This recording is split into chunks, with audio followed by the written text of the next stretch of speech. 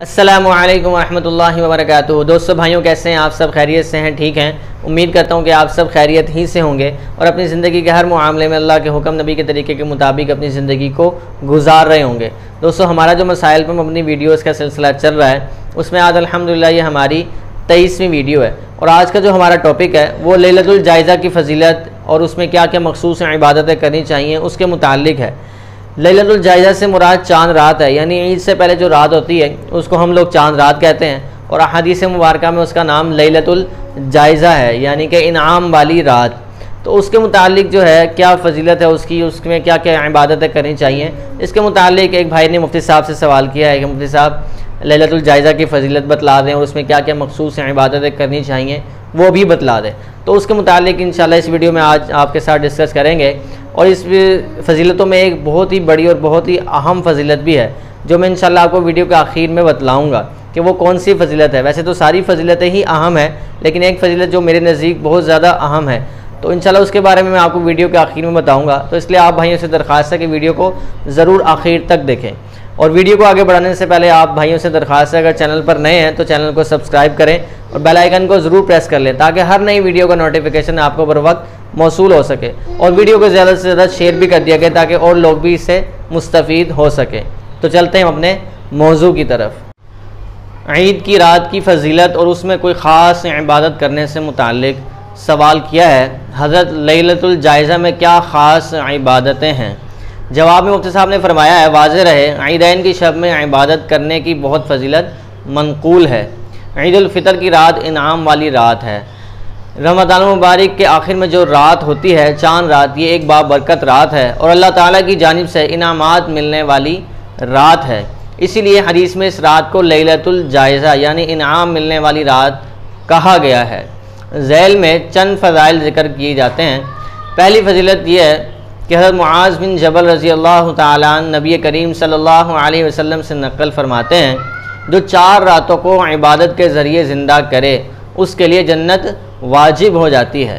Number 1 پر ہے لیلۃ الترویہ یعنی 8 ذی الحج کی رات۔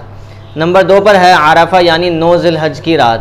نمبر 3 پر ہے لیلۃ النحر یعنی 10 ذی الحج کی رات، اور نمبر 4 پر ہے لیلۃ الفطر یعنی عید الفطر کی شب۔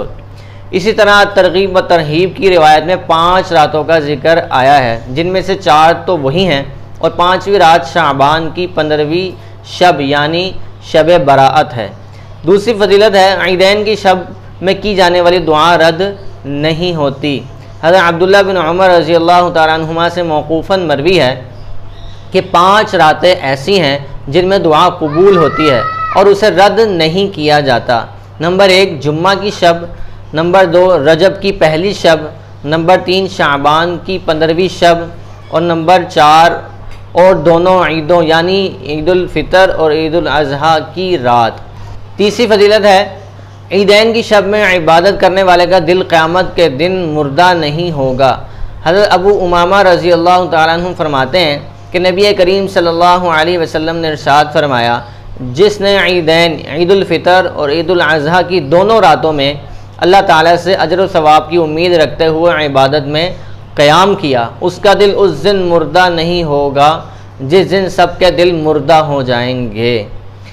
مذکورہ بالا روایات میں عید کی رات کے جو فضائل آئے ہیں ان میں کسی خاص عبادت کرنے کا ذکر نہیں ملتا، لہذا اس رات میں حسب توفیق نوافل، تلاوت قرآن کریم، ذکر استغفار اور دعائیں مانگنی چاہیے۔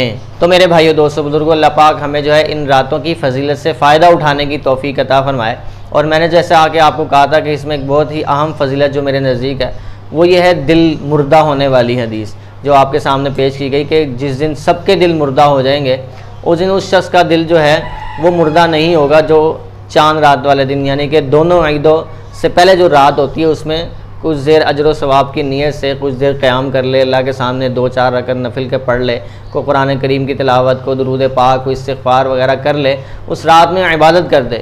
چہ جائے گا کہ باہر آوارہ گردی میں چاند رات کو اکثر دیکھا جاتا ہے، بس ساری عوام بازاروں میں ہوتی ہے، آوارہ گردی میں گزار رہی ہوتی ہے، جس کو کوئی کام بھی نہیں ہوتا وہ بھی آوارہ گردی میں مشغول ہوتی ہے، تو اس لیے وہ وہاں پر جو وقت گزارنا ہے اور وہ اس کا حساب بھی دینا ہے، تو وہی وقت جو ہے کم از کم اللہ کے سامنے اللہ کی عبادت کرتے ہوئے جو گزرے گا اس سے ہمیں اتنا بڑا فائدہ ہوگا کہ ہمارا دل مردہ ہونے سے بچ جائے گا۔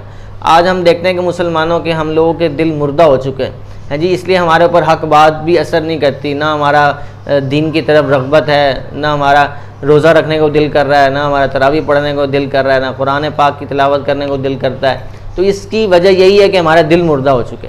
تو کم از کم ہم اپنے دلوں کی صفائی کے لیے اللہ کے سامنے کھڑے ہو کر روئیں گے، دھوئیں گے، اس کے آگے 2 آنسو نکالیں گے۔ وہ بڑی کریم رحیم ذات ہے، وہ ہمارے گناہوں کو منٹوں میں سیکنڈوں میں معاف کر دے گا اور اسے کوئی پوچھنے والا نہیں ہے جی، اور ہماری زندگی بدل جائے گی۔ کہتے ہیں دنیا کا سب سے آسان کام ہے اللہ رب العزت کی ذات کو منانا، باقی دنیا کے سب لوگوں کو منانا بڑا مشکل ہے، ماں کو، باپ کو، بہن بھائی، چاچا خالہ، پھپھی تایا، کسی کے پاس بھی جاؤ وہ 100 تانے دے گا، 100 باتیں سنائے گا، اس کے بعد کہیں وہ راضی ہوگا کہ وہ بھی نہیں ہوگا۔ لیکن اللہ کی ذات ایسی ذات ہے کہ جی اتنے گناہ کریں کہ زمین سے اٹھا کر آسمان کی چھت کو لگا دیں، اور اس کے بعد ایک دفعہ سچے دل سے کہہ دیں کہ اللہ مجھے معاف کر دے، تو اللہ کہتا ہے غفرت لک ولا ابالی، میں سارے ہی معاف کر دیتا ہوں، مجھے کوئی پوچھنے والا نہیں ہے۔ اس کو راضی کرنا سب سے زیادہ آسان کام ہے کہ پچھلی پر توبہ کریں، اگلی اس کی مان کر چلیں تو اللہ پاک راضی ہو جاتے ہیں۔ تو آپ سب بھائیوں سے درخواست ہے، گزارش ہے کہ چاند رات والے دن اس فضیلت سے ضرور فائدہ اٹھائیں اور اپنے دوستوں کو بھی ضرور یہ شیئر کریں تاکہ وہ بھی اس سے فائدہ اٹھا سکیں۔ اللہ پاک نے جو کہا سنا ہم سب کو اس پر عمل کرنے کی، اس کو آگے پہنچانے کی توفیق عطا فرمائے۔ اگلی ویڈیو میں انشاءاللہ پھر سے ملاقات ہوگی، تب تک کے لیے السلام علیکم ورحمۃ اللہ وبرکاتہ۔